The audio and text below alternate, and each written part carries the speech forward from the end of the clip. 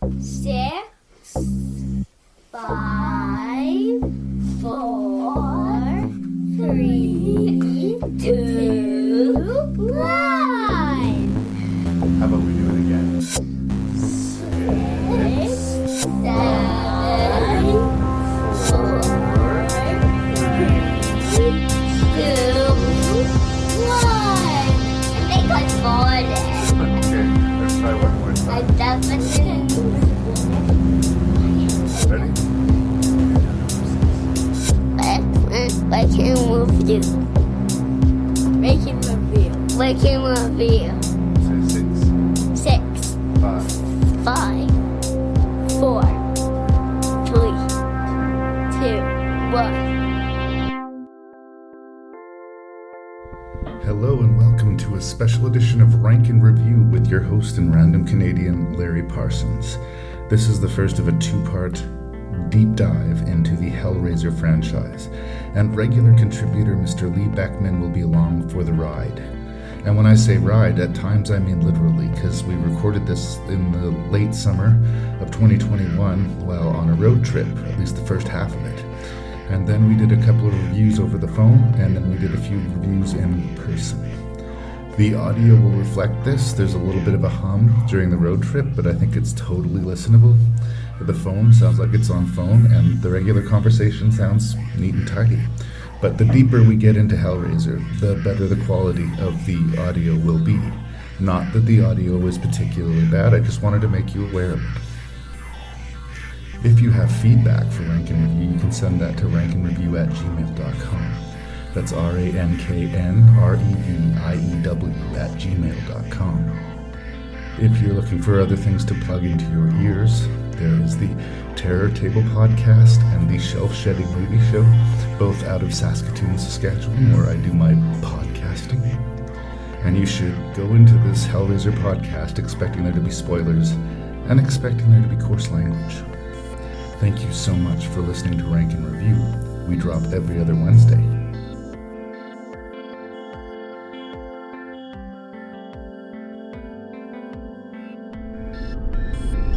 Mr. Beckmann, or the Beckmann. Yep. The Beckmann. Sometimes Rank and Review champion, probably current Rank and Review champion, who knows? Fingers crossed. This podcast is going to drop sometime in the far distant future. So we're on the highway. You can probably tell there's a little bit difference in sounding episode audio-wise, but the whole episode isn't going to be this way because this is going to be an epic dive into the Hellraiser franchise, and especially with the first few movies, but I think generally with at least the vibe of the better entries of the franchise. When we talk about Hellraiser, we're basically talking about Clive Barker, or the vibe of Clive Barker. The first couple are kind of taken right out of the text of Clive Barker, and the rest are all trying to sort of play that same vibe to varying degrees of success, let us say. So I would ask, what's your interest in the Hellraiser franchise, and do you have an opinion on Clive Barker? Well, as a franchise, especially with Rank and Review, I'm just more of a completist. You just want to do all of them? There's nothing exciting particularly to you about Hellraiser? No, there's lots of things to be excited about Hellraiser. Originally I always kind of took the Hellraiser series not really as a horror movie franchise, but more of a dark fantasy. I have since come around again saying, oh no, this is a horror franchise. There's some really scary elements. I don't even want to call them villains, but I find the Cenobites just an intriguing force.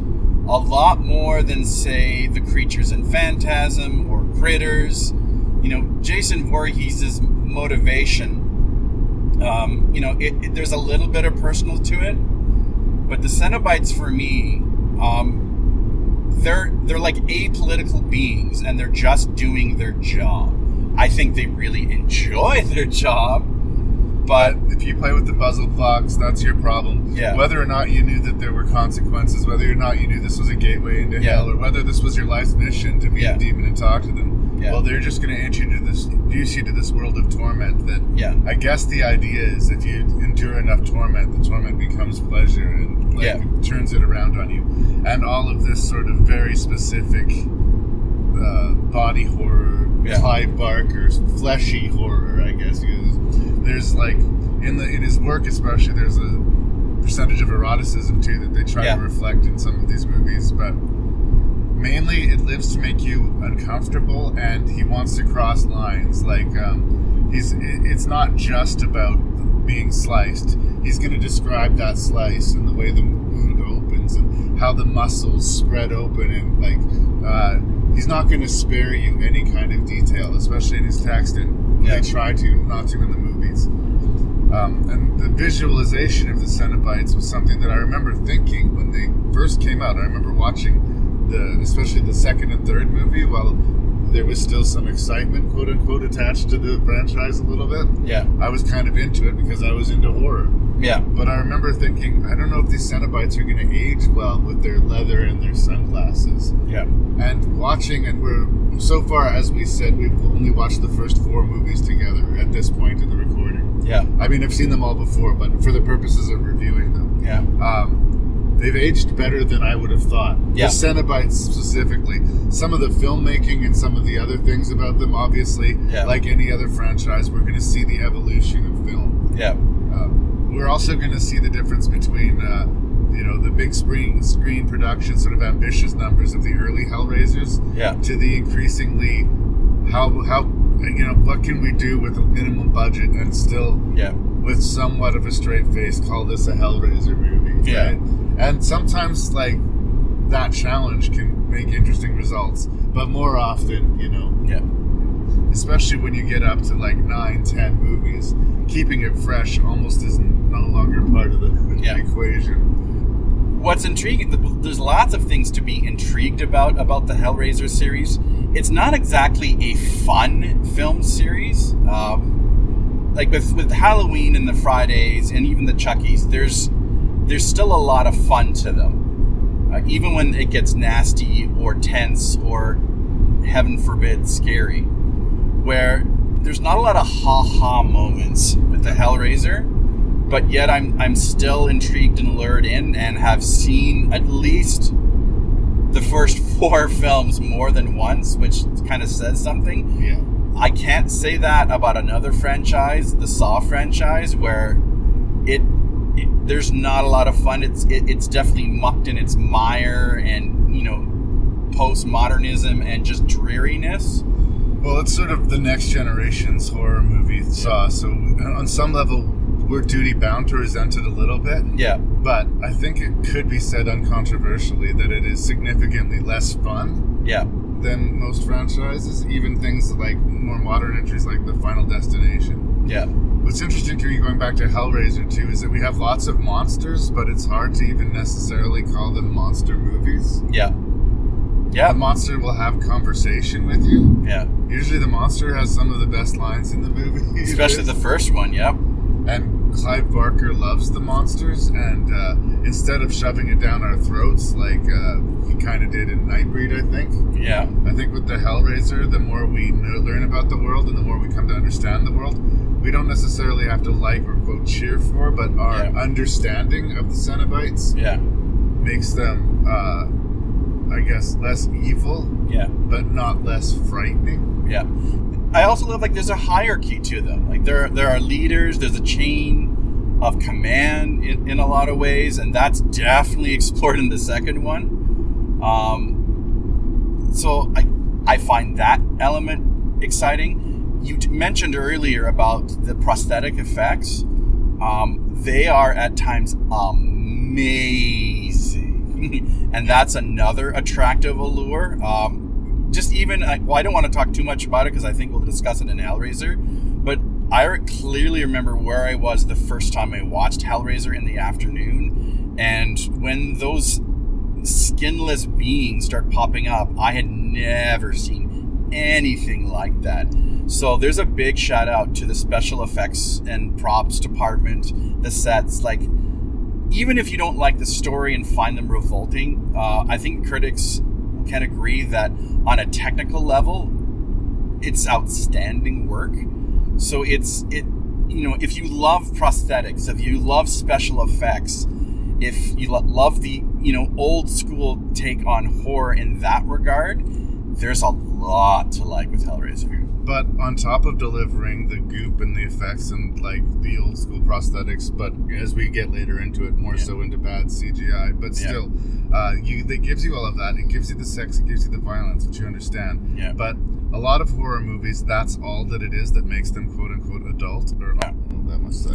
That's all it would take to make it be adult or R-rated. Yeah. Like that content. Yeah. These stories feel like adult stories. Yeah. It's not as simple as a guy kills a bunch of kids at a camp. There's stuff going on. There's a whole other world that's being discovered. Yeah. It's like a Matrix world with demons, Yeah. Beyond our world, there's a whole other universe that's going on, and they don't pay attention to us typically, and we don't pay attention to them. But generally speaking, you don't want to cross their paths. And that was something that I think I really, really missed when I was younger, when I first saw it, because you're right. Michael Myers just goes around killing people, killing teenagers, same with Jason and Freddy and whatnot, where there are a lot more mature themes going on with the Hellraiser series that, as a adult horror fan, I can definitely appreciate. It definitely plays the sort of eroticism card, and there's also people who are corrupted by their pursuit of power and mortality. Yeah. There is the difference between somebody who stumbles upon the Cenobites and somebody who seeks them out. Yeah. And the sort of, who draws to what.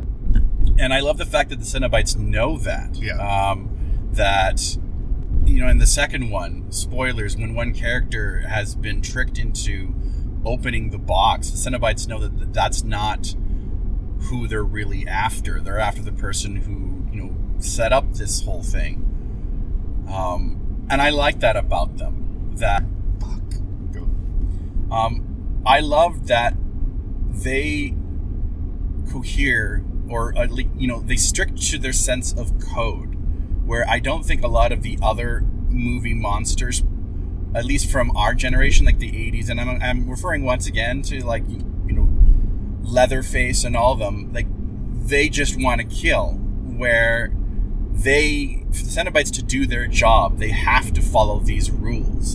And I like I said, I appreciate that. And you wouldn't think it'd be such a job to make it more complicated, but most franchises are dirt simple. And say what you will about the Hellraiser franchise. And by the way, I will say some shitty things. Oh yeah. Yeah. Like these aren't without criticism. But every Hellraiser is not the same. Yeah. And like they take swings. They don't always connect, but they take swings. Yeah. It sort of starts very, very Clive Barker's visceral adult, like I say, sexual gross out world. Mm-hmm. And then it sort of progresses into almost a Twilight Zone type series where we have the stories about cruel fates, almost where the Cenobites interject, sometimes very minimally in what's going on. So it's wide open, and that's why we've got 10 movies and counting to look at. Yeah. Is there anything else you want to say about the world of Hellraiser before we start the reviews? No, not a whole lot. I think we should probably save them for each individual film and, time management and all that. So I'm happy to be here once again, talking horror movies with my best friend. We're on the road. It's awesome. So Lee and Larry versus Hellraiser. Yeah.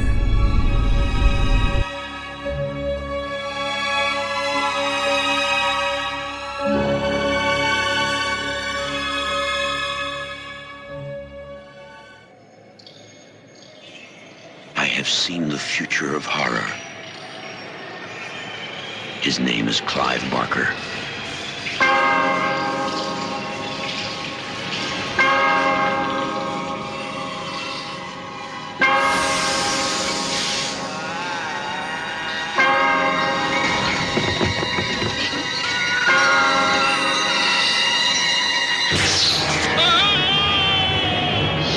Hellraiser.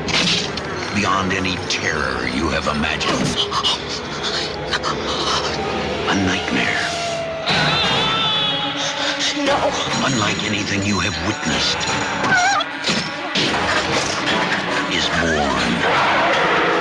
Because within these walls, the unholy is unleashed.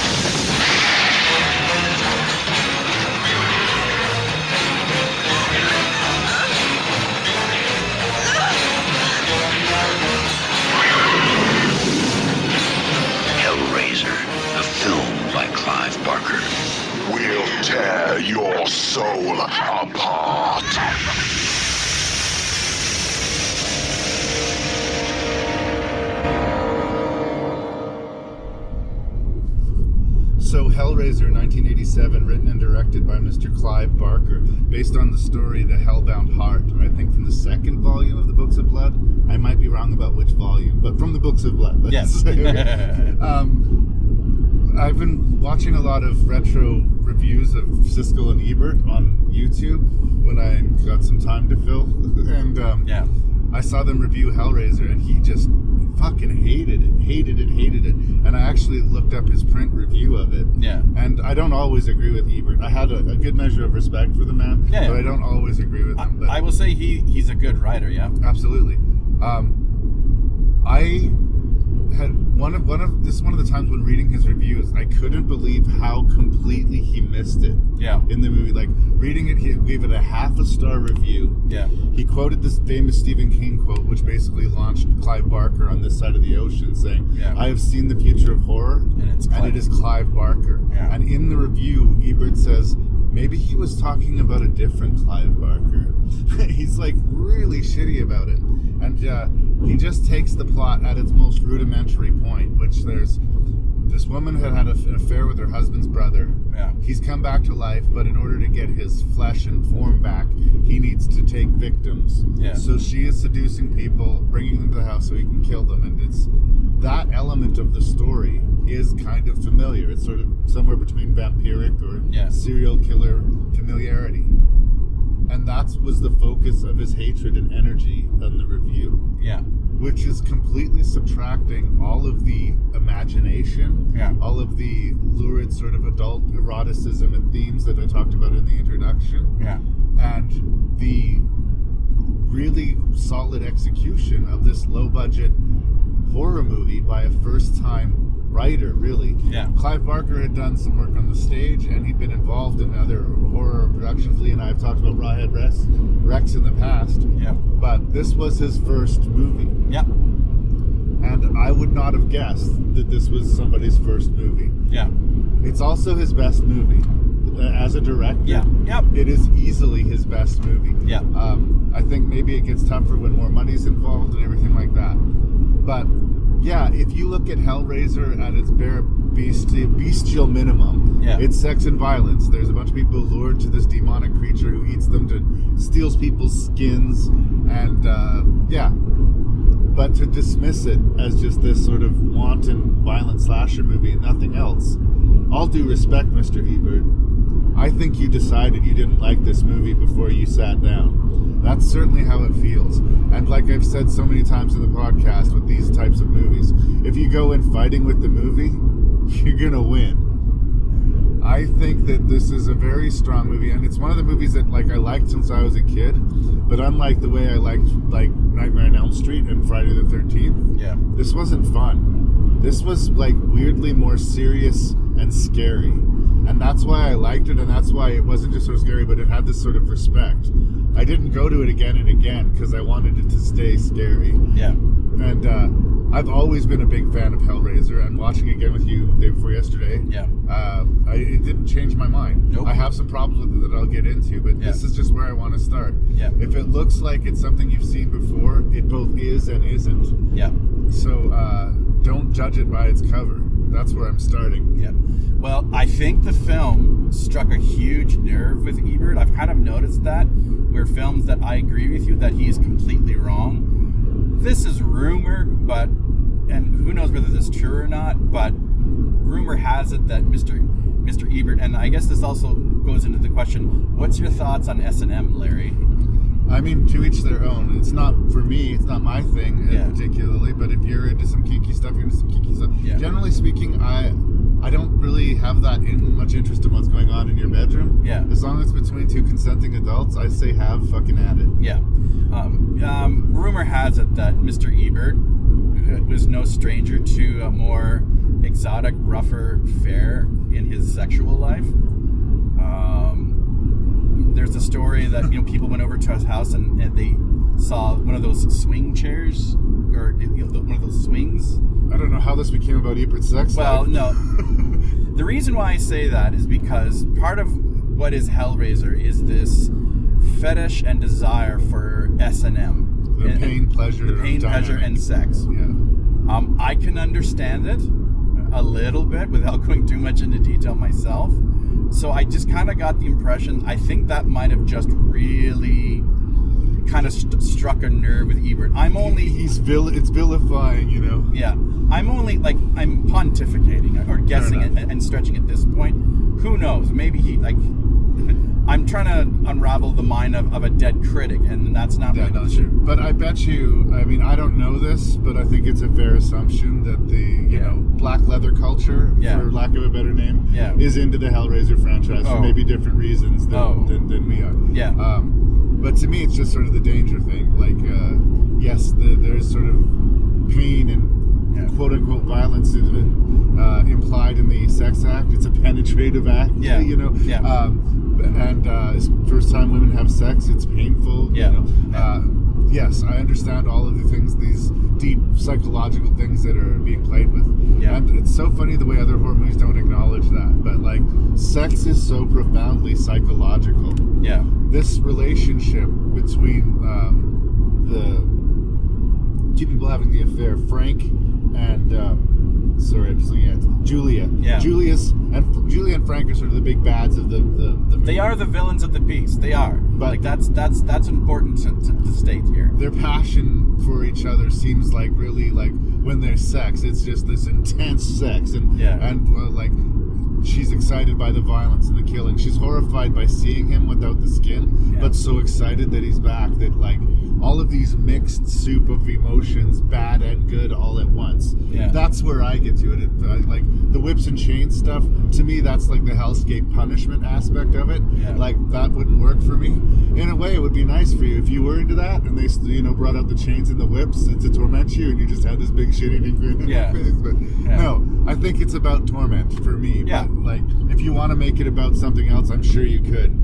If nothing else, these movies are wide open for interpretation. Oh yes, I mean that. One thing that I love about just the genre of horror, and it's not just film, it's literature, it's art, is that the horror genre, and it's not the only genre that does this, but topics that are taboo are explored in the horror genre, whether it's the psychology of rape, or in Jeepers Creepers, and this is one thing that I wanted to defend with it. I mean, in a lot of ways, that artist is talking about his own huge, awful demonic flaws, and to try and examine subjects that a lot of people just, don't want to touch, and explore it in the area of fantasy, like not physically acting it out, but putting it out in a creative mode, I think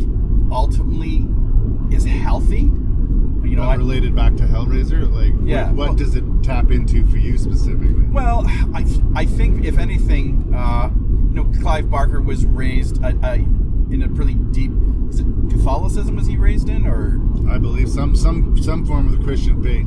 In a lot of his books, Christian iconography takes a real beating. Yeah, he loves shattering a stained glass window or blood coming out of a statue of Mary, or he really likes to stick it to visually upsetting imagery towards that. Yeah. So I've interpreted that as being something personal. Yeah. Well, and it's so consistent in a lot of his work, so I think that's a pretty fair observation. Yeah. I think exploring the line, sometimes the thin line between pleasure and pain, is also like some people just don't even want to touch that. How dare you, sir? So to examine S&M, even though we now live in a society where 50 Shades of Grey was a best-selling series, and a lot of housewives or whomever got all excited about it, it's becoming more and more talked about. But you and I remember there was a time and age where homosexual sex, we won't even talk about that. I mean, we're aware that it exists. Yeah, but now if you want to physically see it, all you have to do is you type a few things on the computers and and there's literature, there's all kinds of things. Fear of their own sexuality. I would like to get it back to Hellraiser if we can. Sorry. But I would say fear of your own desires. Yes. That's what I thought you were leading to here. Okay. So I'll go there. There's that, but there's also there are some people where it's never enough. You know, there's always stories of, you know, the wealthy people, whether like the game or something else, where they've accumulated so much stuff, so much experience, but it's never enough. Yeah. And eventually it will be. There's those forbidden desires or pleasures, as it's talked about, where you've gone too far. Like, you didn't need to explore this. Well, it's the paradoxes of life, right? We are most frightened of, in some ways, the things that we want. Yeah. Either because we won't get them, or that getting them, it won't be what we really hoped it to be. Yeah. And being scared of that, or the forbidden fruit being the thing that you'll be obsessed with. Yeah. You can't have it, so you must have it. Yeah. That's very Hellraiser. I think, going to some of the weaker aspects of the film, Claire Higgins, the actress who's playing Julia, is to be a temptress, a seductress. And I think what you needed here, and I think she's a good actress, I think she plays the obsessive part very well. Yeah. And she plays, like, her reaction to the situation without going over into crazy town. Like, her performance is good. Yeah. But I needed to believe her as an intense sexual lure. Yeah. And I just don't. Yeah. In this movie, I don't necessarily see what Frank sees in her until he's already been killed and she's, you know, doing anything he asks. Yeah. And until he completely turns around and betrays her, she is all on board everything he does. And I think that Frank, that's played by Sean Chapman, might be giving the weakest performance in the movie. It's very one note. Like, he is evil. It's no matter what line comes out of his mouth, he wants you to know that he's a bad guy. Yeah. And I find that kind of distracting. Yeah. Well, it's Snidely Whiplash performance. Yeah. I'm the villain. See? Andrew Robinson, who plays Larry, a character named Larry who is supposed to be likable, if maybe a little bit pathetic. Yeah. He's got living this, like, sexless, like, totally, like, whipped life with this, being cuckolded by this woman. Yeah. I like that actor, and again, it was against type. Scorpio from Dirty Harry. He was the villain of Dirty Harry, and he was not meek and mild in any way. But it's always been a disappointment the way that character dead-ended, or if his character must have dead-ended, that we didn't get to see his final moments. Yeah. When he, you know, truly saw for a brief second who his wife was and what was in, I don't know if I feel it was deliberate. That wasn't a missing scene or anything like that. That was a choice that they made. But for me, I would like that. The best performance is Ashley Lawrence. Yep. And we're going to see more of her in the movies going forward. Yeah. And it's a lot to ask because she comes in sort of a grounded daddy's girl, believing in the world and what she sees. Yeah. And the scene where she sees the Cenobites cracks her world open and almost her psyche out in half. Well, I don't blame her. Of course. And this is something that is almost always better achieved in Barker's written work than in the films. Yeah. And this goes to the H.P. Lovecraft thing too. When you see something that so defies your idea of the world and reality and your sort of compass of your barometer to the world is completely shattered by walking into the wrong one and seeing a skinless man wearing a suit. Yeah. Like, what? She plays that really well because there's a couple scenes in this movie where she has just lost her mind. Yeah. She pulls it back. She gets it back together. But it's really hard to do that without drowning it into hysterics. Yeah. And again, really young in her acting career. Yeah. I think she gives the performance of the movie. No, she's very, very good. I never really saw it as a false note. There's a couple of scenes where her, inexperience might come through a little bit, but she's pretty strong. Barker is a good director, and it feels at times like very much a theatrical play in certain elements as well. There are some immortal lines that come out of Hellraiser that, hip-hop artists have sampled it. Well, if it's in hip-hop, it must be immortal. Yeah, well, okay, fair enough. But just to show you that how respected and loved Hellraiser is within the horror film community, will tear your soul apart. You say that line and like any horror fan will nod their head. No tears, please. It's a waste of good suffering. Yeah. Well, and you get the feeling like Pinhead, when he's not torturing people, must be reading like philosophy and Shakespeare and shit. Like we have such wonderful sights to show you. Psychologically on point to know what to say to just really trouble people. I enjoy also the Faustian kind of element to this. Like, this is, once again, people have made deals with the devil and they're trying to get out of it. It's also in the second one, they do get away from it somewhat by the third and definitely the fourth. But I always love a good Faust tale, and Hellraiser is very much that. But you don't necessarily have to know that you're making the deal, is the catch here. Yeah. Usually it's some personal flaw that will lead you to your fate, or the naivety to think that you can outsmart the devil. Yeah. Like, anybody who thinks that they got the devil beat, they're gonna be taught a hard lesson. Oh yeah. No, but in this one, you can just find this puzzle box and fuck around with it, not knowing what it is, and your life is completely undone. But I sort of get the idea that the people that are seeking out the box kind of do. Like Frank, I think somewhat knew. He'd been studying it. That doctor from the second one. So I don't think a lot of the people that eventually, when they get to the stranger, if you will, like what is your pleasure, that they sort of know that something dark and sinister is going to be open if you solve this box. But yet they still keep going. Well, again, that's the difference between the type of characters you're running. There's the people who are seeking from power or immortality, or to know more than any other man. Yeah. And then there are people who find a puzzle box. Yeah.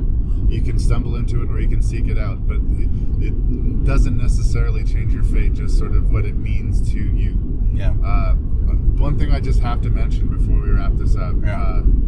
The practical special effects. I'm glad you mentioned special effects. Most specifically, Frank's resurrection out of the floor. Like, we just watched it the day before yesterday, and it is still rock solid. Yeah. It looks fantastic. Yeah. And the whole musculature stuff. Yeah. That, like, I remember when I was a kid, for some reason, I was just bothered by the blood smear all over the clothes and everything like that. Yeah. Watching it now, maybe because it was a high-def motion, I was just hypnotized by the musculature and the makeup detail and the glistening gore on them. Yeah. And you're listening to them like, character is still very important to Clive Barker. So even though this guy is all covered in gore, he's not screaming. He's not like, he still has motivations. He's still this evil Frank. Yeah. So for all the reasons we've talked about, enjoy the movie. But for some reason, when we talk about like the great special effects stalwarts of the 80s, sometimes Hellraiser gets forgotten. There is the Thing, there is the Fly, there is the Blob, but Hellraiser has some truly great special effects. I just wanted to make sure we hit that. No, as I said earlier, I remember the first time watching Hellraiser and my jaw hit the floor when Frank gets resurrected. But anytime he's in the movie up until the end, when he finally gets his brother's skin, spoilers. Oh no. This movie came out in 1987. Yeah, I know. If they haven't seen it, it's kind of on them. Yeah, I know. But just the attention to detail of all, like, the epidermis is gone, and it's just all that, the flesh. And, like, my little teenage brain was just like, what is this? I had never seen anything like that. And that, I think that still stands out to this day. It's, you can make references, Hellraiser's taking some, a couple of things from other pieces of literature or other pieces of film, but can you think of another film quite like Hellraiser? Because I can't. Well, again, if you were just to read the synopsis, this woman's like luring people to be killed by this demonic guy in her house. Yeah. Like, it sounds like a movie you've seen before. Yeah. It's not. Yeah. Yep. And that's usually Clive Barker. Like, you could say that Candyman, like I've said, is just a variation on Bloody Mary. Yeah. But that would be doing real short service to Candyman. Yeah. I do agree that, and it could be the actors' choices along with the directors, but the relationship of Frank and Julia themselves doesn't quite work. I mean, yes, the sex intense and erotic, but we like neither of them, so we don't care. We know that Frank is evil, and we don't know why she loves him despite this evil, and like, there's no reason for her to really even seem to be surprised when he stabs her after all that she's done. Literally rescuing his soul from hell and feeding him victims so that he can take physical form again. And still he kills her with indifference. He's almost disgusted by the fact that she worships him so. But no, there was little impact to that. For me, it was all about Kirsty, Ashley Lawrence's character dealing with this, and she sees that her stepmother is evil. That fairy tale aspect there. Yeah. Her stepmother is evil, and her father just can't or won't see it. Yeah. And it's this inevitable destruction of the family. And he's always making excuses for her as well. And again, we see this again and again. Again and again and again. What's the daughter's name? Kirsty? Kirsty. Yeah, Kirsty's boyfriend also. Poor boyfriend. Like, he's just along for the ride. Yeah. Getting back to the special effects, there's a great monster in the third act of Hellraiser where it's climbing along the wall, and yes, like, you can tell there's a certain robot likeness to it with the jaw moving up and down, but just the look of the creature, it's great.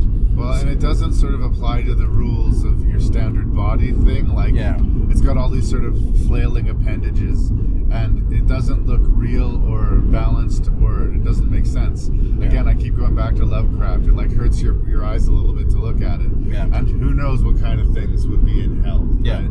Yeah. I also this time, because I think I've seen Hellraiser now 5 or 6 times, and maybe just as it was the medium in which we saw it, the sound was really good. Like, I think we've had it worked on since, because I'm watching it this time. I agree with you. It looked and sounded better than I think I've ever seen. Yeah, but there were sounds that I had missed, and that's maybe something when you see something over again, you pick up things. But there's a lot of sort of religious chants at some point. They do the whole cliche of, saying names like Kirsty, know your flesh over and over again, which can venture sometimes into parody. Other horror films do it, so that would be another criticism. But this time I just noticed that there were like almost religious-like chants in the soundtrack or in the sound edit that I hadn't noticed before. That was a nice touch. And this weird breath and just sort of details into it, like, obviously because this is based off a book that he's written, and he's been really close to the material. Yeah. Everything has been cared for, and you can feel that. Yeah. And it still stands as a unique sort of original horror piece. So I'm all on board for Hellraiser.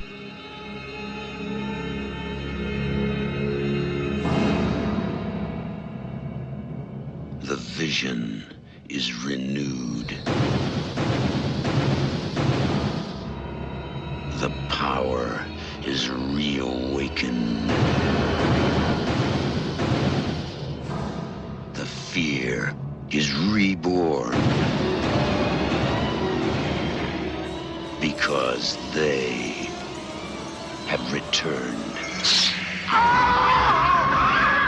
Time to play. Hellbound, Hellraiser 2. Brace yourself for terror you have never imagined.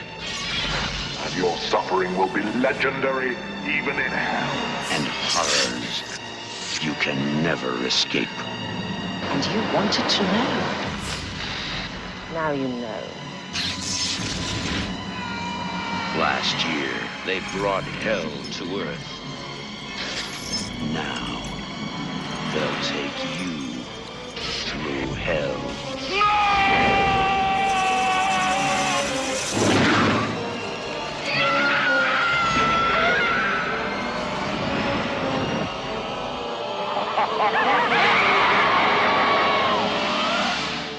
Hellbound, Hellraiser 2.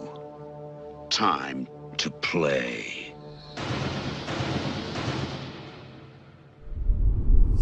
All right, Hellraiser 2, Hellbound. It is directed by Tony Randall, and largely the same cast is returning here. Yep. We have a new sort of villain character here.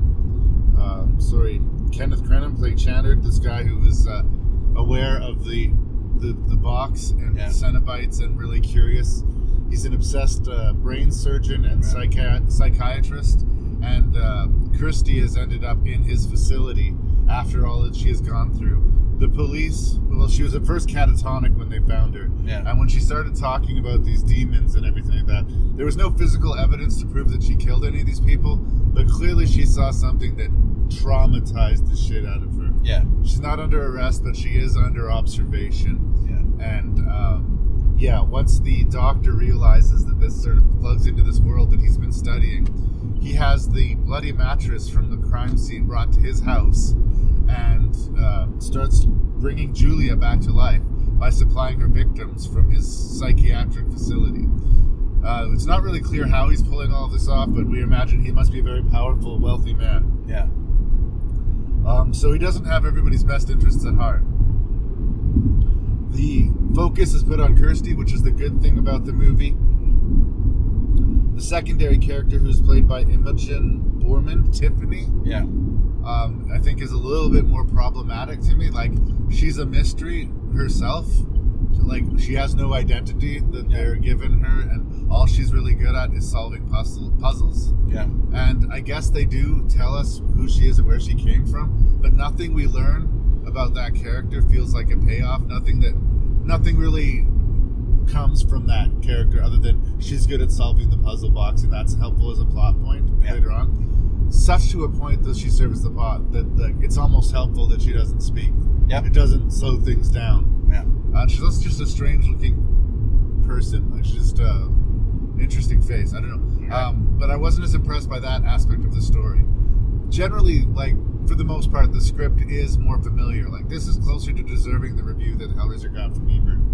Yeah. But what I like about it is the exploration of hell itself. Yep. When we see these worlds, like, all of a sudden the hallway becomes skewed and dark, and all of a sudden she's no longer in the hospital, and she's broken the barrier and starting to see this world and how vast it is, and how not only is this world vast, this is just your hell. Yeah. Everybody has their own personal version of this, just as vast. There's so many places and worlds to explore. Yeah. And what Hellraiser 2 really did for me, especially when I watched it originally, was say how huge a world this Hellraiser universe could be, and the literally limitless creatures that we could see coming out of this abyss. Yeah.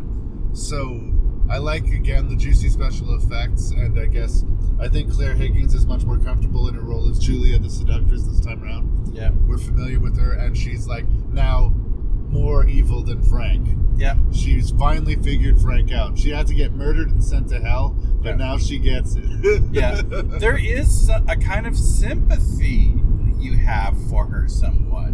She's still evil, but the scene where her and Frank meet up, you are totally on her side when she rips his heart out. Yeah. It's like, no, these are both bad people, but the funny thing is, when he literally says things like, "You belong to me, I own you." Yeah. Up until the point he literally had stabbed her and sent her to hell. Yeah. He was right. Yeah. She would literally have done anything for him. Yeah. And again, that he saw no value in that at all. Yeah. But again, that's going back to the original Hellraiser. Dr. Chandler sort of becomes the main villain when we as the movie progresses. Yeah. But we spend a lot of time in the first act with this guy Kyle. Yeah. They seem to have jettisoned the boyfriend character. Yeah, he's just given a sort of one line of, "Oh yeah, we the police released him. He's gone home." He decided that there was a little bit too much going on, and that maybe Kirsty needed to sort of shit out, but he just disappears.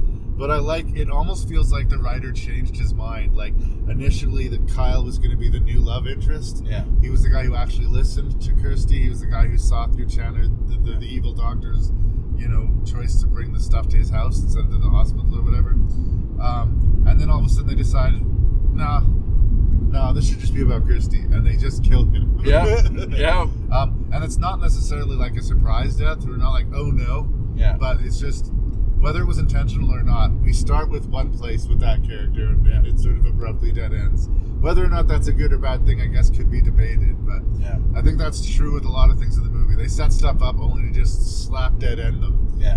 But if you were there for the creature effects and the visual scope, that's where it really pays off in part 2. Yeah. Hollywood seems to be very much in love with the art of M.C. Escher. There's even the famous tessellation art paintings that are scattered throughout, Dr. Channing's office and desk. But when you actually get into hell and you look at these beautiful matte paintings or the set itself, they're literally stealing from his works, but it looks amazing. Nolan does that too, but the set design and the special effects once again are stellar. Like a lot of Hollywood sequels, it's bigger, give us more, but it works in the throes of the narrative. When they do get to hell, the movie does turn up a notch, energy-wise, and we learn more of the universe, like apparently the god is Leviathan, whatever that means. It's got this diamond, like elongated sort of diamond sphere-like thing that can show... different variation on the box. Yeah. But it can show you your greatest sin or your trauma in your life when this beam hits you. All these sort of fascinating things. It also has some classic, like, strong Hellraiser images. Yeah. I love early in the film where she sees an image of what she assumes is her father. Yeah. Skinless in hell, steam coming off him, and he smears in blood in the wall. Yeah. I'm in hell, please help me. Yeah. This doesn't seem like a really good way to be spending your days. Yeah. Ooh. And there's another scene where the doctor is sacrificing this guy on the mattress, and he's just some lunatic who's hallucinating. There's bugs and worms all over his body. Yeah. And he hands this dude a razor blade, and the guy just starts going to town on himself with his razor blade.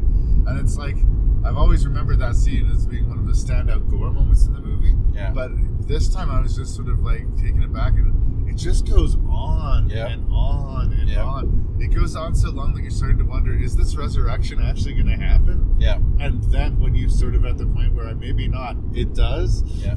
But yeah, those scenes, like, again, where the script and the characters would fail us, the imagination of the visuals kind of succeeded enough. I mean, I can recognize more of the flaws as I'm older now than when I first saw it. When I first saw it, I kind of thought it was sort of amazing, just the size and scope of the imagination of it. Yeah. Now I can see that it's a little bit rickety, but still has those punctuating beats that scream, this is what a Hellraiser movie is. Yeah. And we start seeing fewer of those, like in some of the later installments. It's amazing. I've seen that movie. I've seen Hellraiser 2. I was talking about strong images that would identify it as being a Hellraiser film. Yeah. And then going forward. Yeah. We get less of those. We learn more about the Cenobites. We learn that there's still humanity to them. That if you can tap into their more human side, that you can relate them. And we find out that there's an order to the Cenobites. Even though Pinhead seems to be sort of the de facto leader, you were telling me in the original text they're more of a sort of... it's like a Hell's clergy. Yeah. Well, that apparently Cenobites is the sort of like the Hell version of clergy. Yeah. They're more of a collective. They work together apparently in the. That's how I interpreted it. Yeah. I don't know if that's the specific interpretation. That's the way I saw it. But you see a little bit of that. But we've got Cenobites fighting other Cenobites. Yeah, there's a bit of a pecking order, and like they don't all get along. It's not all business as usual in Hell. Yeah. So that to me was sort of intriguing. The smackdown between Pinhead and his cronies and the Dr. Channing Cenobite. That as a kid I was like, that's cool. And it's the weakness of the Cenobites, their human side, because Kirsty does eventually remind them of themselves. Yeah. I do love that scene. And then that Doug Bradley, I know that's the actor's name, but his human character shows up and essentially saves Kirsty. Well, spares her anyway. Yeah. But I like that it's not something that they had to fight with or to convince them of. Yeah. As soon as she says, you guys used to be human, they all pause and they all recognize that that's true. Yeah. And like they don't doubt it at all. Yeah. But that hadn't occurred to them for so long. Like, it actually kind of takes the gas out of the engine for them for a second. Yeah, and I loved that though. Like it was, to me, it was kind of a heartbreaking moment, and there's that scene, that brief moment where Kirsty and the human Pinhead look at each other and just smile and have this human connection amidst all this ugliness and torn flesh and monsters with long snake-like things coming out of their hand. It was even as a teenager, I was like, "Aw." So there's some really some powerful scenes in Hellraiser 2. The story is muddled. Yeah. It to me, when it works, it works. Yeah. When it doesn't, it doesn't. Everything about Hell works. The stuff before it, yeah. I like the stuff with the doctor, the psychiatrist, Yeah. who sought out the Cenobites. When he is first transformed, he's terrified, and he goes through the same betrayal. He brought this woman back to life, and she delivers him to the hell that he says he wanted. So in one way, she's fucking him over, but in the other way, she is doing what he asks. Well, she's giving him exactly what he wants, to think I hesitate. And that's what I was going to say. Like, after he comes out of that box and he's been transformed, he has that great line where he's like, to think I hesitated. The amount of power and information that I've accessed. Yeah, I went through a waking nightmare for that time, but totally worth it. Yeah. And again, like, what a crazy character. Yeah. Going forward, we're going to be losing pretty much everybody now, except for very briefly Kirsty. Yep. And then I think she shows up again, like, episodes on. But don't forget Doug Bradley, though. Doug Bradley will be a mainstay as Pinhead, but I mean, I think the first 3 movies are like the real sort of mainstay Hellraiser movies. Yeah. And then we'll talk about the Alan Smithy film. And then I think there's just a different age of Hellraiser when we get to the direct-to-video. Yeah. But I think as far as script, story, and character, the first one is Hellraiser. Yep. As far as visual aesthetic, the second film is Hellraiser. Yep. To me. Yep. So they're necessary. Like it's nowhere near as good as the first Hellraiser, but I like it and consider it sort of part of it. Well, the director had also worked with Barker before from his early days. I think that was one of the things that led to him being hired. Yeah. And Barker's fingerprints are all over the second one. Like, it does feel very much like the second part of the Hellraiser story, even though this is more made up. It's getting away from the original text of the Books of Blood. It still feels very much of the oeuvre of Barker, which I really appreciate.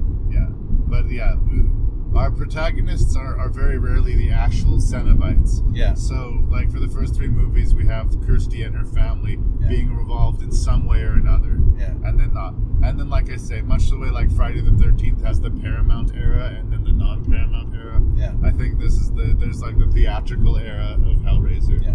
Well, these are the New Line films. Yeah. Like, New Line had made the first 2, and then with the third one, we get to Harvey Weinstein and Dimension, and well, we'll just talk about that. And later. they still spent money on the effects in these days. Yeah. And yeah, they have these weird stop motion effects. Kind of reminds me of like. Still looks good though. I like it. There's a little percentage of like Pee-wee's Big Adventure or Evil Dead to that stop motion style. Yeah. But I really enjoy it. And some people it takes them out of the movie, but I like it, and I stand by it. Yeah. Even the costume designs, like we haven't even mentioned that. The costume designs of the creatures themselves. That's the imagination of that is just wow. Anyways, so I think we're agreed. Script-wise, is a little bit wonky. Yeah. Character-wise, a little bit wonky. Yeah. But it still delivers the Hellraiser goods enough that it gets more than a passing grade. Yes. Agreed. In Hellraiser 1, Clive Barker showed you his vision of a private hell. In Hellraiser 2, he took you on a journey inside the Inferno. Now, the terror returns in mankind's final confrontation with evil.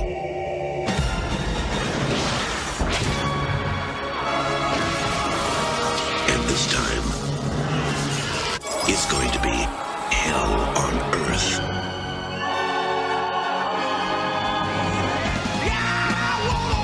Great club. I really love it here. It's a great club.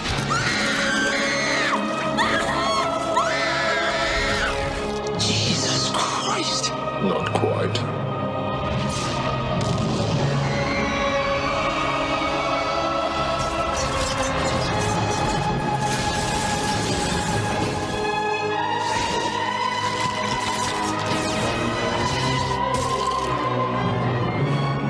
Just give me the box. Ready for your close-up?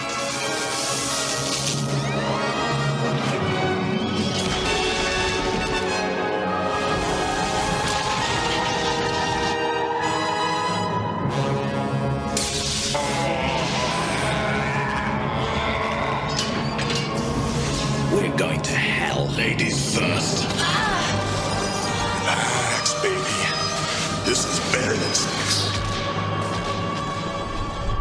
Okay, Hellraiser 3 Hell on Earth from 1992, directed by Anthony Hickox. Yes. If Hellraiser 2 Hellbound, the wheels were getting a little shaky. In this one, it gets really raggedy. Like almost the wheels are falling off by the end of this movie.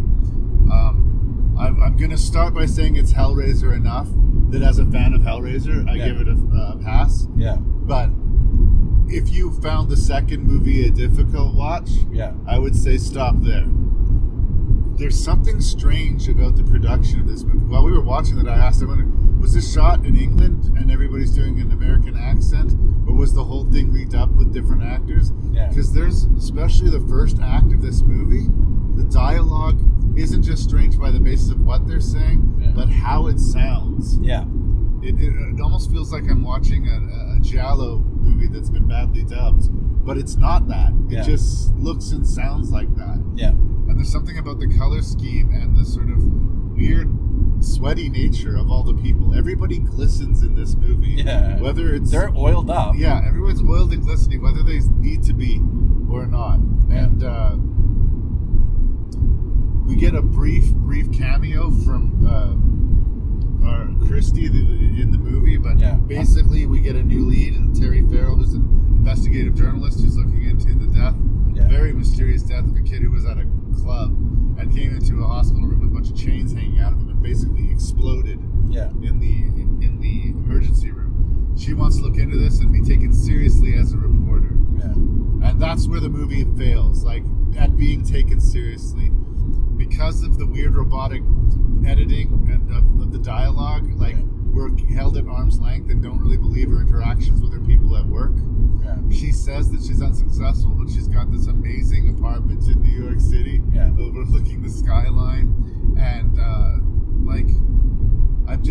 it's not grounded in any kind of real world. Like when we opened with the family in Hellraiser 1, even though I recognize some of the actors, I kind of believe the dynamics of the family.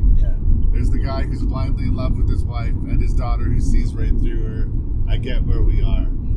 Here we don't get that. And by the time the movie starts to kick in with this art installation piece this guy buys to put in his club, we end up just having to hang out with these characters. And JP particularly, just a despicable character. Like there's nothing to like about, nothing to cheer about. Even with the villains in the first movie when they're doing stupid things, you understood their motivations. So she's got to get this guy upstairs, he's got to get killed, and she doesn't want to get caught. So we know why she's doing. This guy, everything he does is him just being a dick. Sort of like he's a Frank replacement. And the actor does the exact same thing. Whether or not the dialogue that he has in a given scene is asking him to be an asshole, he has to deliver the line like he's an asshole. And Finally, when Pinhead does show up and shit starts happening, the movie comes alive for me. But you gotta wait for it. And if you have trouble with the 80s aesthetic, especially this weird hybrid, because it wants to be a nightclub, but they're playing like 80s hair metal. It's like if this club ever existed, it died of shame.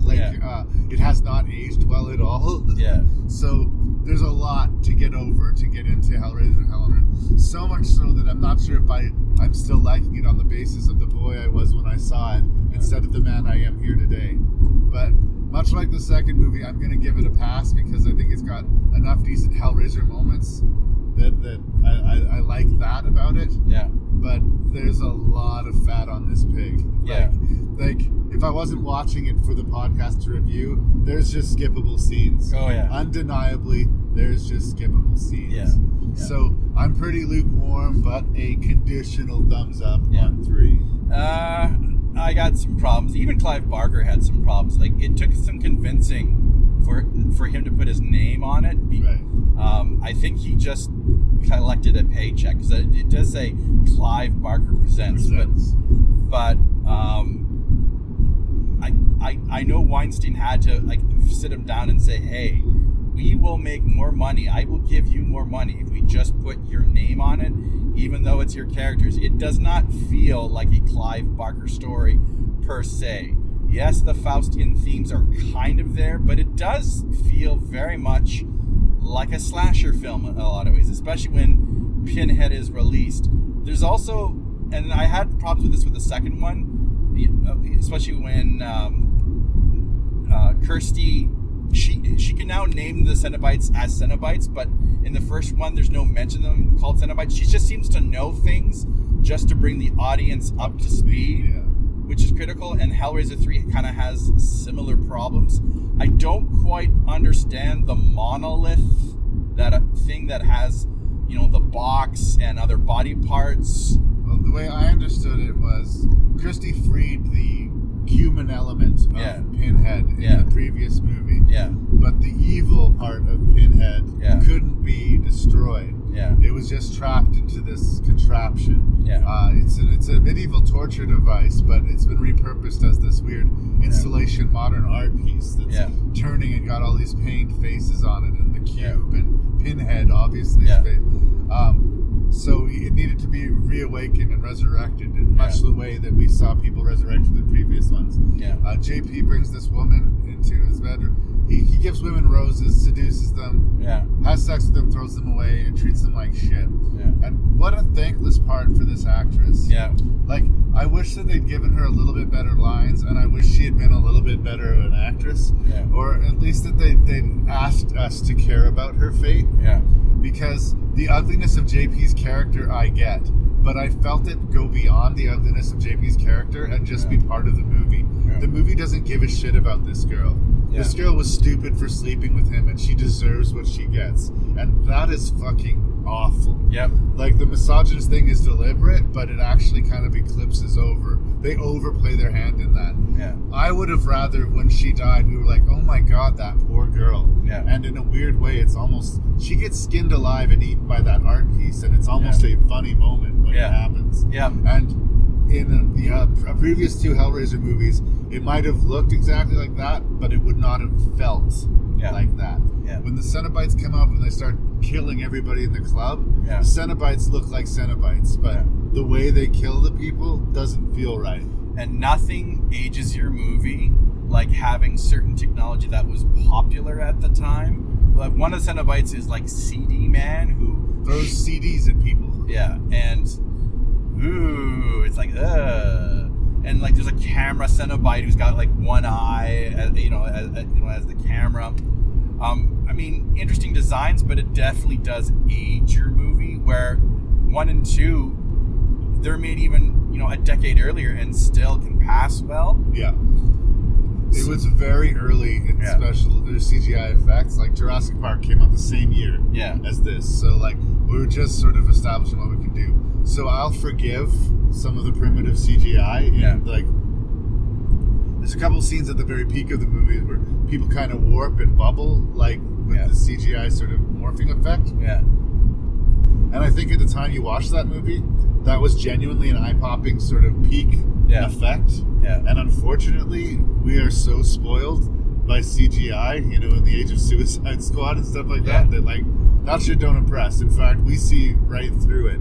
Yeah. And unfortunately, unlike other things like the stop-motion use, it's not charming yet, if it ever will be. It just looks like primitive CGI, which is what it is. Yeah. I don't know. When the Cenobites are released and they start feasting on the people, it just didn't feel like a traditional Hellraiser film. And that's what to me, it turned into a slasher film, and that's not what the Hellraiser movies are. By all accounts, this was a very rushed production. This was get him in, and that's one of the reasons why the director was chosen.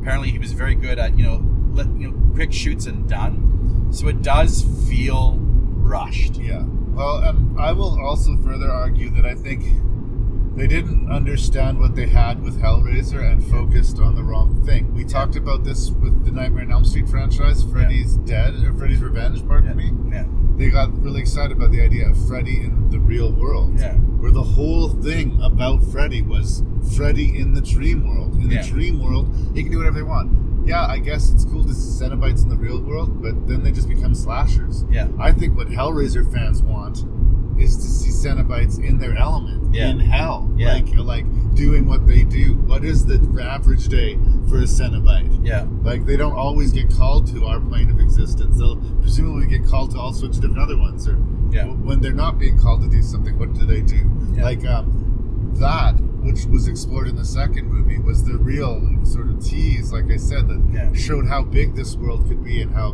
really everything was on the table as far as whatever monster you wanted to see, whatever kind of violence or torment you wanted to see. Yeah. And then they said, no, let's make this a slasher movie. Let's have them kill a club full of kids. Yeah. And again, I can have fun watching that, but as a Hellraiser fan, is that what we wanted? It definitely dials it down a notch. I mean, I do like, I guess, the outer threat that the Cenobites' end game is they've been released from hell and they're going to try and take over Earth. So I do like, I guess, those stakes a little bit, but everything on Earth does feel kind of like a false note in a lot of ways. It's just not Hellraiser, at least not to me. Yes, it's got Cenobites, but also Pinhead also veers into the whole jokey, punchy one line that Freddy Krueger is guilty of. Right. And that's also not Pinhead. Like, no, again, they were smarter than these new creations. Yeah. And the buddy that she likes at the news station, like you say, his face gets turned into a camera. Yeah. I think a lot of it is execution problems. There is something wonky about either the editing or the performance or something in there that's holding us back initially. But you can see things getting rickety. I think it might look better in retrospect now because the movie that immediately follows it is such an avalanche of bad. And like there's too many ideas, a soup of like confusion, that now knowing all of the other chapters of the Hellraiser world, this still feels like it's actually at least focusing on the Cenobites. Yeah. And I think we're going to spend a lot of the future reviews saying, man, why can't we see more of the Cenobites? Yeah. This movie's showing us the Cenobites, but they're like, again, it's like Freddy Krueger's killing everybody at a pool party and the Cenobites are killing everybody at this dance club, but that's not the world that we established for them. Yeah. You know, they're saying this is what the kids will want and we'll get them to come out to see the show. Yeah. And they're not wrong, but they've already established that the thing that made Hellraiser unique was that it didn't play in that field. Yeah. And that's what this movie's trying to make this do. And again, unfortunately, they're going to over-course correct moving forward. Yeah. Is there anything else you want to say about part 3? No. Hell on Earth. I guess I do want to mention the end sequence in the church. Apparently they had gotten, because it is an actual church they destroy. Apparently they had gotten permission from this old church to shoot in there, and even though and it took some convincing saying that we're doing a horror movie and it's a Hellraiser movie, but somehow they got permission. But the actual minister was there for the shoot and apparently had real issues with what they were doing. Well, I can imagine. Inside the church. I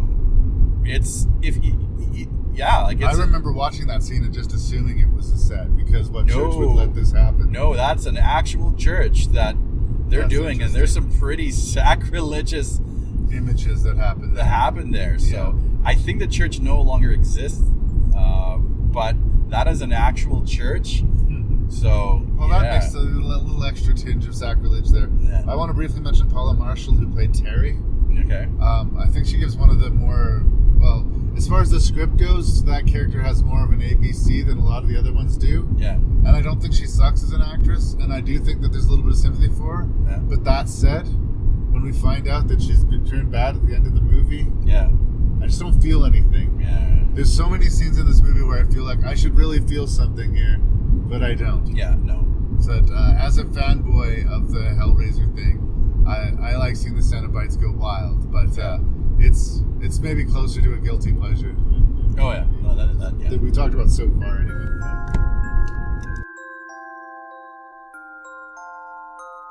Centuries ago, a toy maker set out to build the perfect puzzle box, a gift that would bring enchantment to all who possessed it. He never dreamed that this simple toy was the key to the gates of hell. Oh my God. Do I look like someone who cares what God thinks. Now, centuries later, a scientist has unlocked its secret. And the battle for the future of mankind is about to be fought across the boundaries of time.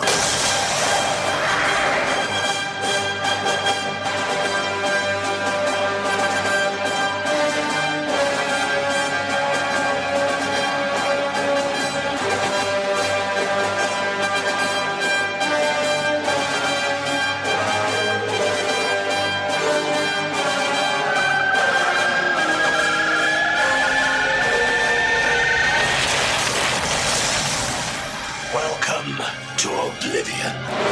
Hellraiser. Bloodline.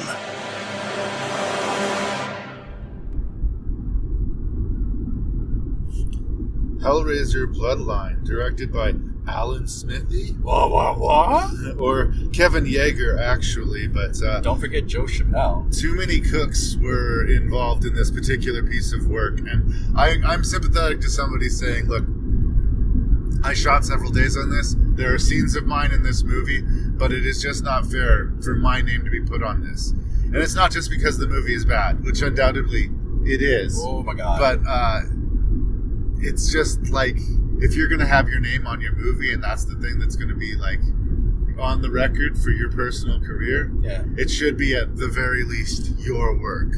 So even though the film isn't incompetently made, I would think all of the problems with it really are like the script, the concept, and like just how they're folding all of these we Yeah. It's ambitious in that we got 3 different narratives that we're going to be going for here. Yeah. There's one set. It's 2, and yeah. We get the origin of the device, the cube which summons the Cenobites, in that timeline. Then we have a modern timeline of this architect who's like building and designs that are somehow related to his ancestor who invented the cube. And then we have a far, far flung future timeline in which a man has just summoned the Cenobites with the hope of destroying them, but has been interrupted. Yeah. And the whole movie is being explained to us by this man. Yeah. And it jumps timelines, and it has the same actor in each 3 stories. And each 3 stories resolve, and it's, in a way, like...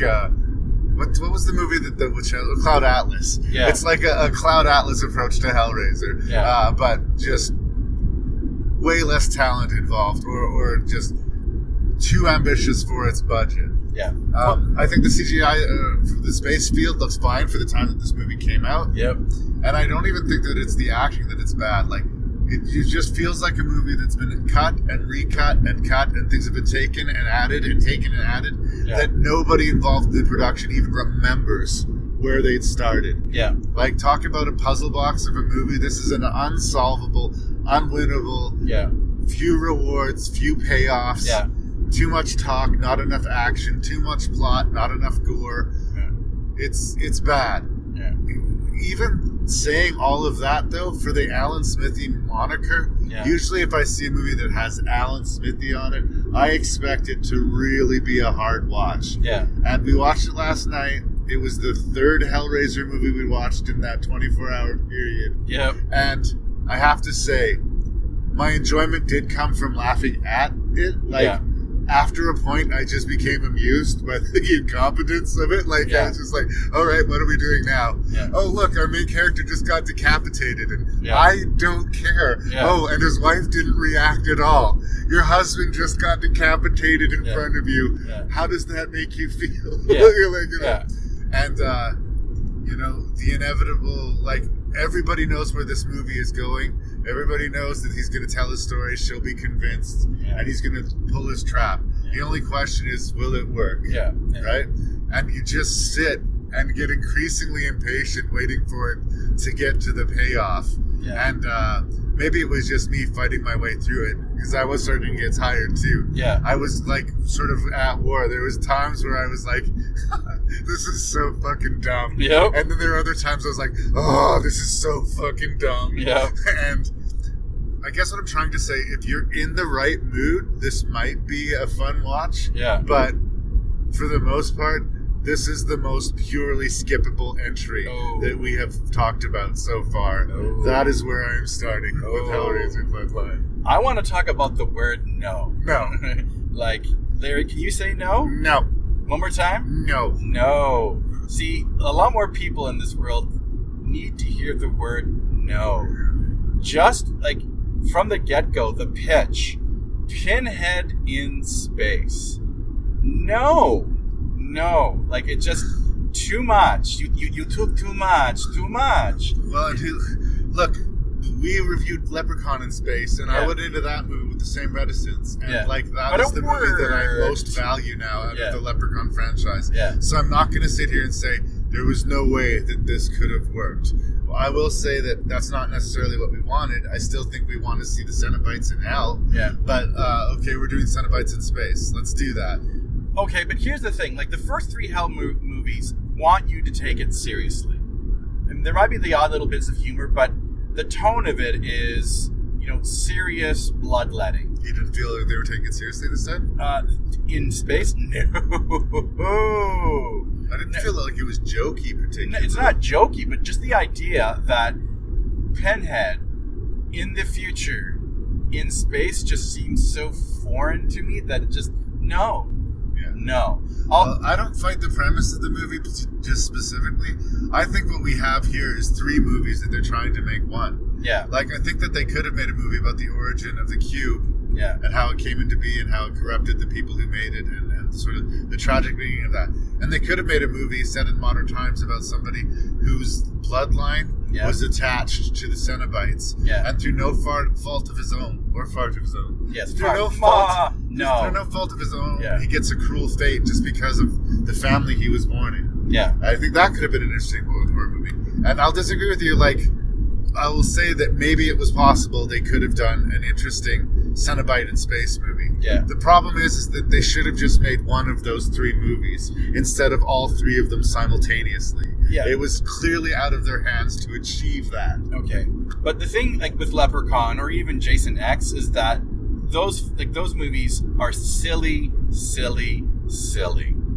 Like, so I think it can allow a leap like that into space where Hellraiser, for the most part, and I'm laughing as I say this, was grounded either on Earth or in Hell, which is kind of ludicrous. Because demons in space, now they've gone too far. What is this, Event Horizon? Fuck you, movie. Oh, yeah. Oh, hey. Shots fired. Shots fired. But just right from the get-go. Also, and this is the, when a franchise starts explaining the evil more, it just takes away from the mystery of it. I know it was inevitable that we'd get the origin of the Lament configuration, the box itself. Right. It just seemed a matter of time. But when you're explaining the universe of the monster more, they cease to be as scary. Whether you're the girl from The Ring, whether you're Freddy Krueger, the more you know, the less frightening they become. And again, this is something we talked about with almost every franchise that we've reviewed. And that's just built into the movies that go into chapter 4, 5, 6, 7, 8. Yeah. There's not a lot of... But they managed to kind of avoid... Well, no, not really, but they managed to drop little backstories of the Cenobites in the first three. All I'm saying is, they could have taken the approach of Event Horizon and made a scary Hellraiser movie on a spaceship. That, there is a movie version of that would work in my head. Yeah. This clearly isn't that. Yeah. But I'm saying that, I don't reject it right on its premise. Yeah. The way the movie actually works, while this guy's telling the backstory, he's already summoned the Cenobites. Yeah. So they patiently just stand around looking awkwardly at each other for a couple of hours. Yeah. And then once he's finished the story... Having a cup of coffee, maybe they go and torture somebody. When he finishes the story, then the other crew goes to investigate the veracity of it, and then they start getting killed off. But, really... All he needed to do to convince him of, instead of telling him this elaborate, multi-generational story, is look on the monitor. Yeah. There's a fucking demon. Yeah. Do you believe me? Yeah. You see the demon? Yeah. Yeah, okay, let's go. Basic logic questions that were never asked. They asked so many other questions about balancing these three narratives, but they never asked if any of the three narratives by themselves made sense. So I don't reject it on the premise. I reject it on the execution. Yeah. I do agree that the jumping from timelines, and maybe it was also like the time of night that we started this, but at one point I did ask, is this present day or is this like in the past? Yeah. And I went, fuck it, this is a Hellraiser movie. Why should I even ask this question? So when it does jump back and forth, after a while I was just sort of like, I'm trying too hard for a movie that is directed by Alan Smithy. Like, man. Chuck Yeager, that's the original director's name? Yes, or Kevin Yeager. Kevin Yeager is an FX legend. He's I think he helped design the Pumpkinhead. He did an awesome makeup effect on Freddy for number 2 and maybe 3. So this guy's a legend in the horror film community. So it is kind of sad that he had this film taken away from him. Right. By all accounts, his cut was a lot gorier and a lot darker and a lot more straight narrative. I think the Weinsteins got scared and brought in one of their quick talents, Joe Chappelle, to try and fix it, but it only made it worse. Well, in its defense, of all the horror movie franchises to overthink, I think that Hellraiser is the one that you could get away with it. It just didn't benefit them in this one. Yeah. But I am a big believer in not overthinking your Friday the 13th or your next Halloween installment. Yeah. You know what are the goods and how are you going to deliver them? Yeah. I think you have a lot more latitude in Hellraiser, which was sort of the double-edged sword. When it comes down from the producer mentality, how can we produce a cheap horror movie that will be appealing to the fans? Yeah. That's a different question. And how can we make the best of this entry in the Hellraiser franchise? Yeah. I don't believe anybody sets out to make a terrible movie. I believe everybody had a vision of this movie that was going to work, and it just didn't work out. Also, minor celebrity spotting. Adam Scott. Yep. Adam Scott is a person who is in this movie. Yep, he has a big role. A fairly significant role. I mean, I think he's fine. I don't think he particularly distinguishes himself. No. But this is the first one, and there'll be many more going forward where we'll see either minor celebrities or people who will become celebrities getting work early in a Hellraiser franchise. Yeah. This is a failure, but as failures go, I think it's an interesting failure. Yep. And if you can watch and get your head around watching an interesting failure, it is that. Yeah. But I cannot endorse this movie. No. I just can't tell you to watch it. No. I can't. I'd seen it a couple times before, and now that it's been done on Rank and Review, honestly, I just can't imagine a scenario where I'd be like, yeah, let's watch Bloodline again. Yeah. No, I agree with you. I think it's like I'm embarrassed to say this, the 4th time maybe I think I've seen this movie. It's for completists and also like for searchers of bad Hollywood movies where you can see the mistakes up on the screen and too many cooks in the kitchen. Also, supporting role from Kim Myers, who's the girlfriend in Nightmare on Elm Street 2. Right. The woman who's just like nails down the chack. Jesse. That she's chick. Not as whiny though. No, she's fine in this movie, but just for the record, for horror nerds out there, that chick is in this movie too. Fun fact. There you go. Good enough? Bloodline it is. All hell is about to break loose again.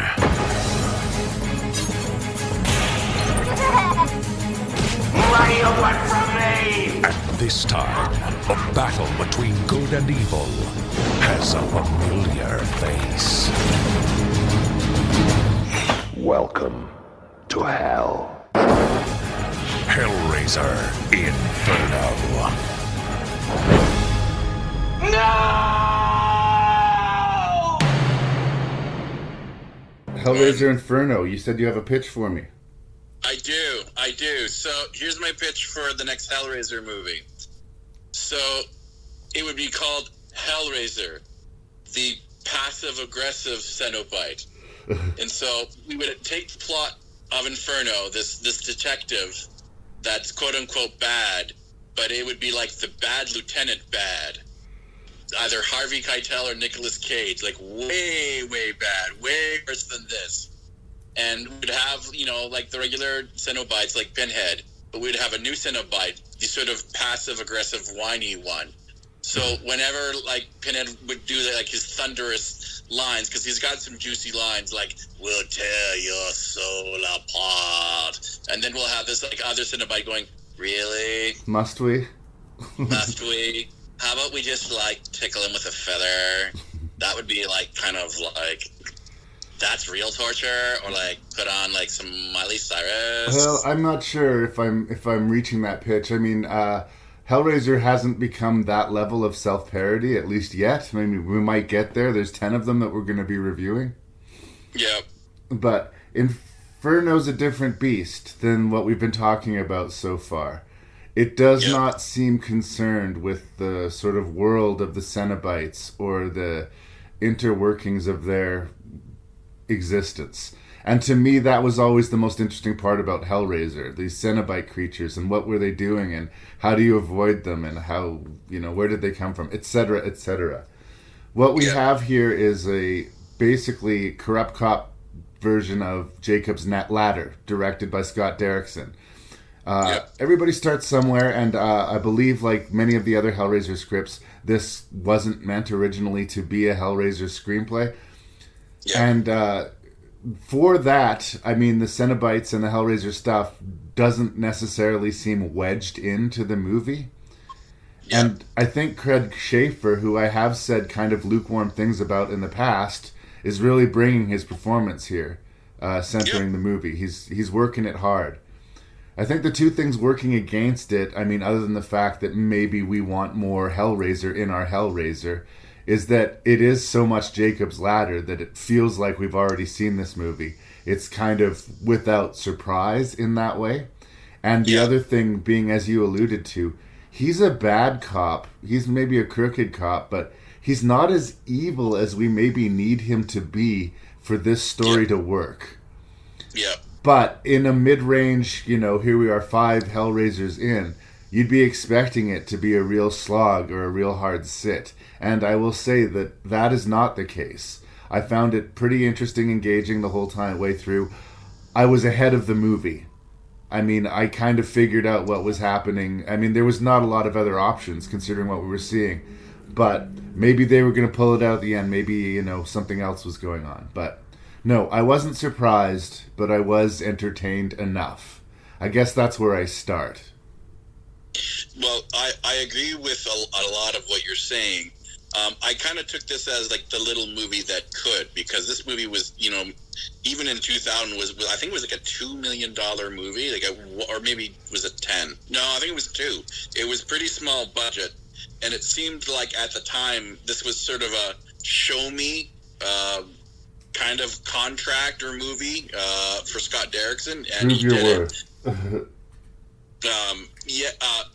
Jacob's Ladder is obviously one influence. I got a kind of Angel Heart vibe from it too, somewhat. Oh, for sure. I think anyone, especially people like us who have seen a plethora of horror movies, more than we probably should, one could argue, that yes, you will know exactly where this story is going. And I do agree that Craig Schaefer, like he does fairly well. Most of the actors, did pretty well with what they were given. He's a bad person, but he's not as bad as he could have been. He's bad, he's not evil. Yes. He cheats on his wife, he does drugs, and he cuts corners in his job, but he's still trying to catch a child murderer, and that is his motivating factor. He may not be the most likable character in the world, but I don't think he is worthy of eternal damnation and endless secular torment. And that's basically what we're seeing for him. My guess is that the torment was much more sort of focused on his personal past and his personal sins in the original draft of the script, and in the Hellraiser draft, we see sexy, tonguey Cenobite ladies and, weird contortion, 1/3 piece body creatures climbing upstairs to get him. And there's this really ugly, almost admirably Clive Barker-ish run through line to this thing. With every crime scene, they find a child's finger. and that child's finger's been freshly removed, so the child's still alive. So the ticking clock on this is that a child's being tormented. So I as much as I didn't like the way he treated his wife, or think that this would be somebody that I would be friends with, I could get on side with him just because he was trying to save the life of a child. He was going about it in a really shitty way, maybe, but Harvey Keitel in Bad Lieutenant, he is not, and that's almost what this script is asking for here. Or like you say, Angel Heart, where he was bad, but because of some deal that he's made previously, he doesn't know all of the pieces of his backstory. So it's a revelation to him, at least, if not to us. Yeah, and I think most people would clue in something is amiss the second that he opens the lament configuration, and all of a sudden he starts having dark visions, and then it snaps back into reality. It's spoilers. It's no surprise that the second he's opened the box, it's all a ruse. None of this is really all true. This is all his own personal hell. Yeah. So when it's revealed, once again, spoilers, that the psychiatrist played by the great James Remar is quote unquote Pinhead, it's oh, okay, yeah, we all saw this coming. Well, part of that too is I would not have cast James Remar in that part. I think he does a decent job of playing it straight, but there's just something about that actor that we associate with sinister stuff. He's played enough heavies that we don't trust his presence in the movie, even though he seems super friendly and he's a psychiatrist, and he doesn't do anything to tip his hand for the first couple of scenes. The fact that it's James Remar just kind of makes me go, another shoe's gonna drop here. Yeah. And I do sort of, it comes back to, though, is because you and I have seen so many of these movies, we're just waiting for the clock. I kind of wonder, and especially in 2000, the casual viewer, they might have been fooled a little bit, but who knows? There's individual scenes that I really, really liked, though, and that sort of had that Clive Barker vibe. It's early on, and this is right after he's opened the box, and these two sort of nurse-like Cenobites come up, and they slide their hands underneath Schaefer's chest, underneath his epidural, and they start, massaging the chest, and I thought, not only is that creepy, because it's that thin line between pleasure and pain, which is a theme that is recurring through the Hellraiser series, but it's just, nasty and just, Yeah, it's every really now and then it actually goes farther over the line than you think it will, especially for mid-90s, early 2000s direct-to-video movie. It goes there. Yeah. I will say this, though. I found this film stronger than Bloodline, and probably even a little bit better than Hell on Earth, which is why I can't dismiss it. And I kind of like the fact that they were trying something new. Well, it definitely makes more sense than Bloodline. Yeah. And it definitely has stronger characters and A, B, and C than Hellraiser 3, or Hell World as we're calling it. Yeah. So yes, in that way it's better than those two, but it's a worse Hellraiser movie in that it's not really about the Hellraiser themes to me. Yeah. It depends on what you want from your Hellraiser. As we've said, moving forward with these movies, a lot of these scripts weren't originally Hellraiser scripts to begin with. They're being augmented and forced into being Hellraiser scripts. And we're seeing increasingly the Cenobites taking a side sort of peripheral role.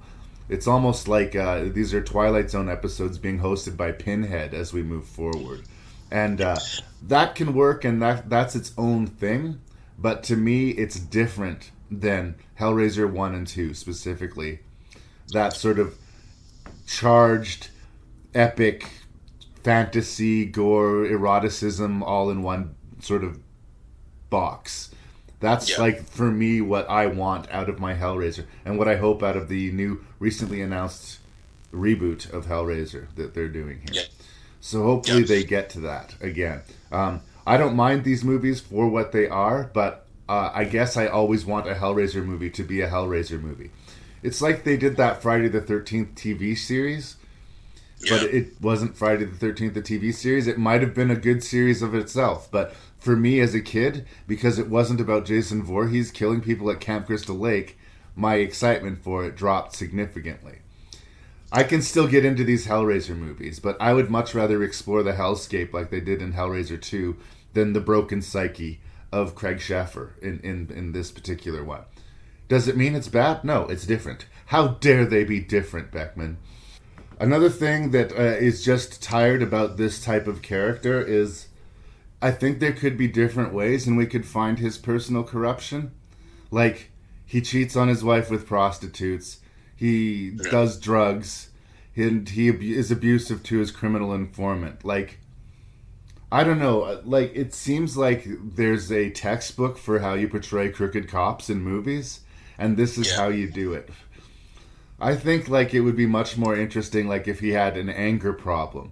And he was, like, basically a good cop, but he would always let his anger win, right?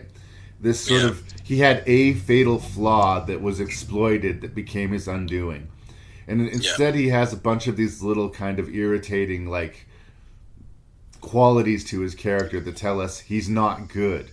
But he doesn't earn his fate. I think that the ending would be stronger. If, like, not only was that, oh my god, that's a horrible fate, but we could also say, it's a horrible fate, but you made your bed, lie in it. Yeah. Because I think that's what they're going for, right? Well, I mean, if you look at the other people in the other Hellraiser films that had opened the box, with the exception of the Toymaker, who essentially defeats Pinhead, most of those people were murderers. Yep. Like huge hedonists that had really, really crossed the line. So when you get to the Schaefer's character, there's still nobility in him. And where other villains were actively seeking out the hell world. They wanted to be a part of it, whereas he sort of stumbles into it. Now that seems to be a rule of the world. If you fuck with that box, it doesn't really matter. Although he does refer to the girl in part 2 as an innocent. So, I don't know. I guess you couldn't call Sheffer an innocent character, but he's different. He's on a different level than most of the villains we've seen in the series. Yep. And again, I felt like I reviewed Nightbreed a while ago with Debray, actually. Yeah. And I kind of was a little bit lukewarm on Sheffer. He seemed to always play these kind of, like, jockey bully roles. And I wasn't sure how comfortable he was in holding a lead. This is probably 5 or 10 years later, obviously, this Hellraiser movie, and I kind of take it back. I believe that Craig Sheffer has the game. I think he just needs the right script to help him through it. So, I'm sorry, Craig Sheffer. You've redeemed yourself. I appreciate you being in Hellraiser 5 and giving it your all. Some actors would just kind of, like, shrug it off. Nicholas Turturro's in this movie as his friendly partner, and I feel like that's an autopilot performance, right? That's like, I'm the friendly partner who gets killed, and I'm not going to work hard at this at all. He's not a bad actor, but I think Sheffer's bringing it. He's trying. Not everybody here is. He's actually really, really good in this little scene movie called Bliss with Cheryl Lee and Terrence Stamp. It's a little it's a totally underseen gem. It's a mature film about human sexuality and trauma, and all three leads are amazing. I highly recommend it if you haven't seen it. I was blown away about, especially for American cinema, how mature that is. But Schaefer's really good. But let's get back to Inferno before we get way off course here. I mean, I don't know what more I have to say. It does the job. It'll be familiar to you, I think, if you're a horror savvy audience, but it's totally worth watching. Especially Scott Derrickson has gone on to some pretty interesting things. So if you want to sort of, go back to that, I mean, it's not sinister, right? It's not some of the things that he would go to after this, but you can tell that he's talented right away. Oh yeah, no, and like I said, this is a $2 million movie, and it was part of the whole Weinstein. I'm going to sign you for one or two or picture deals, and show me. Like, he won the job with his pitch and then did a sizzle reel, as it's called, where he shot one scene, and Weinstein said, okay, here you go. So it does feel like his first big movie in a lot of ways. It's still a small movie. So I kind of had this is the little film that could. Here's this guy given this chance to show what he's got with a very limited budget, and he pulls it off. Yeah, that's kind of where I fall. It's not exactly a Hellraiser movie. It doesn't follow the same tropes, but it's not bad. No. And some of the things that will going forward, I mean, I'm going to work D because I like the genre, but it's going to get rockier moving forward. Yeah. Good enough? Good enough.